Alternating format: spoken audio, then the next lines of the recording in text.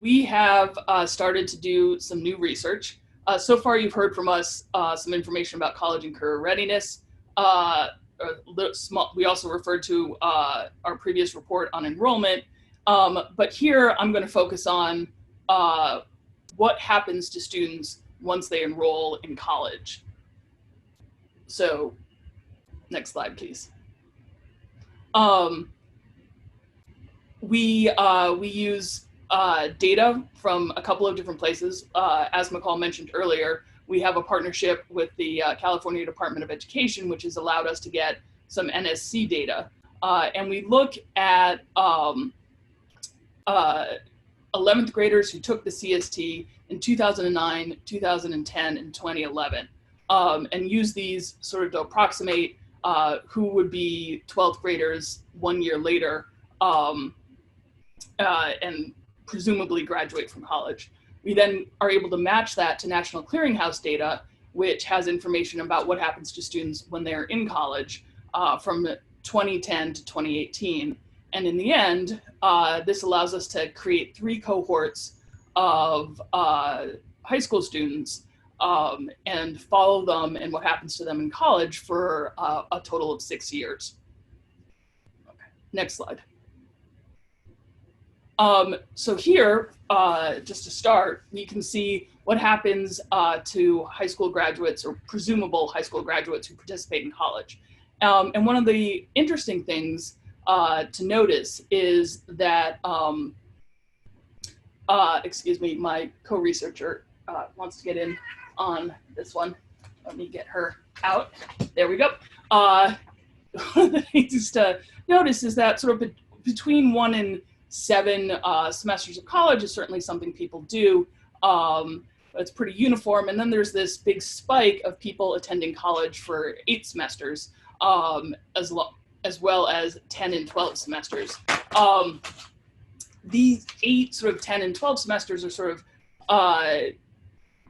more typical BA trajectories. So we're sort of seeing things that would be consistent with there being more people taking, attending college in ways that would allow them to get a BA and, at those bars on the graph. Okay, next slide.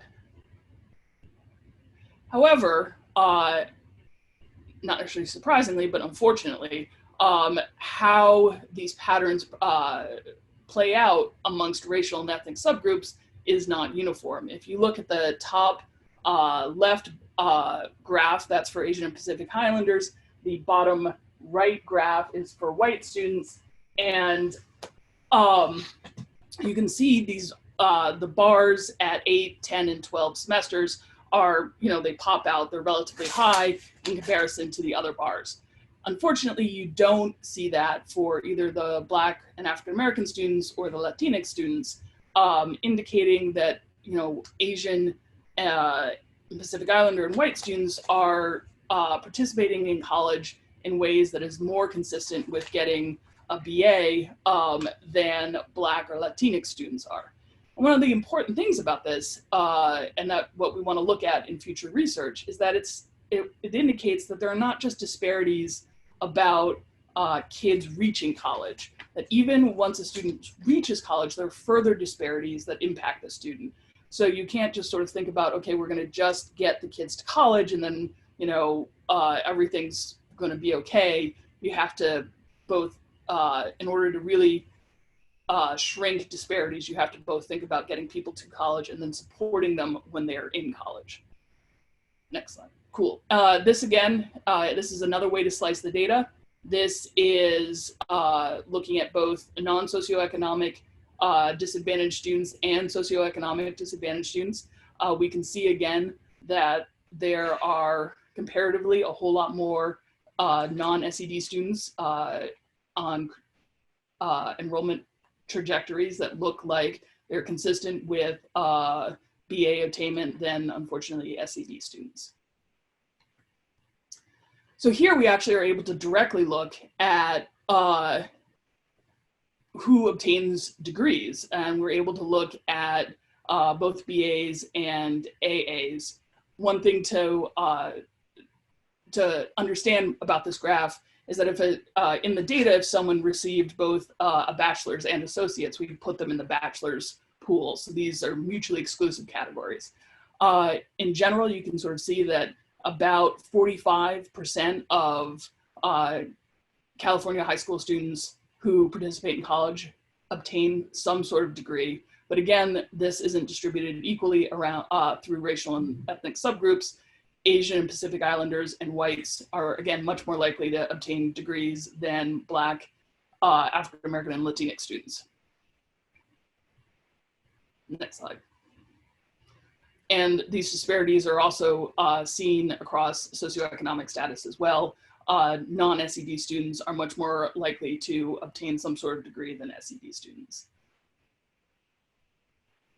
Okay, and then the last thing we wanted to look at was what happens to students who don't obtain a degree of any sort. So here we constrained our sample to high school graduates who participate in college in the first sort of what you might think of as 3 semesters after graduating from high school, but don't actually obtain a BA within 6 years.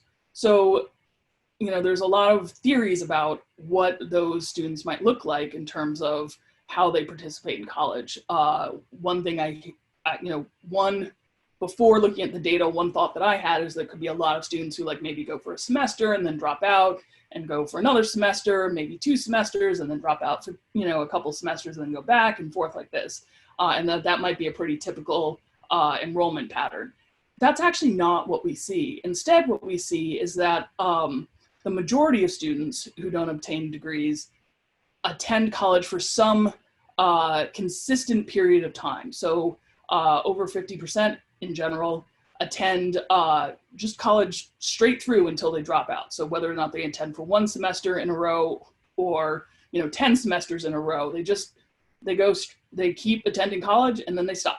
And then there's sort of 2 other variants on that we look at, where you attend college consistently, but maybe you take 1 semester off, or you attend college consistently, but you take a year off, and then you just go until you stop. And that's what the vast majority of students who don't get a BA are doing in college. And it's compared to especially some of the other things we looked at, it is relatively consistent across both racial and ethnic groups, which you can see here, and socioeconomic status, which you can see here. Next slide.